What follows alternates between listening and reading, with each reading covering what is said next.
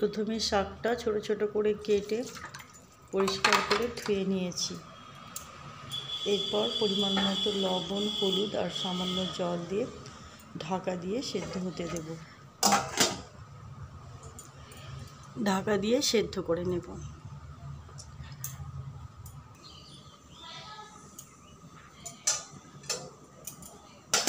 মাঝে একবার ঢাকনা খুলে শাকটা নাড়াচাড়া করে দেব।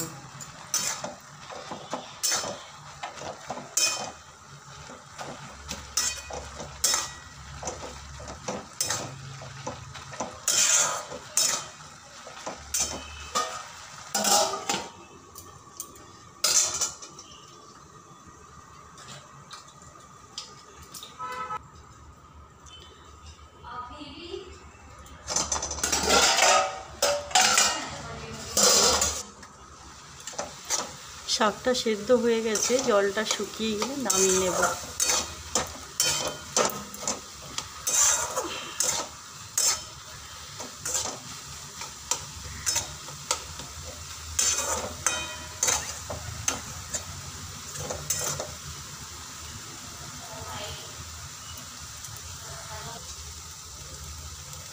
শাক থেকে জল শুকিয়ে গেছে, এবার নামিয়ে নিচ্ছি। 2 টেবিল স্পুনের মতো সর্ষের তেল দিয়ে দিলাম। তেলটা গরম হয়ে গেলে কয়েকটা শুকনো লঙ্কা আর কিছু রসুন কোয়া ফ্রাই করে নেব।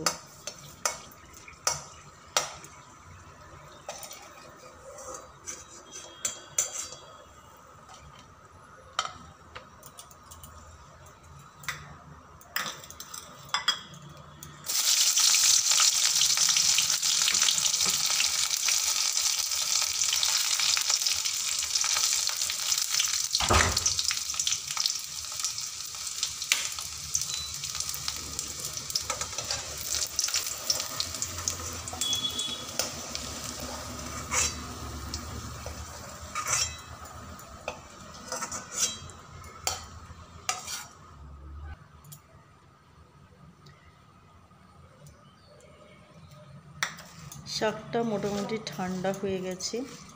এর মধ্যে দিয়ে দেব একটা পেঁয়াজ কুচি,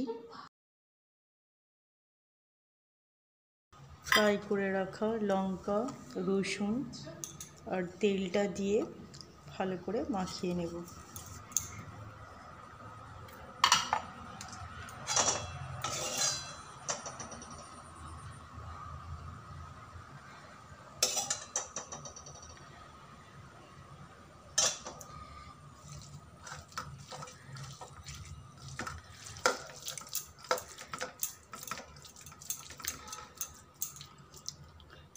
আমার এই রেসিপিটি আপনাদের কেমন লাগলো কমেন্টের মাধ্যমে জানাবেন।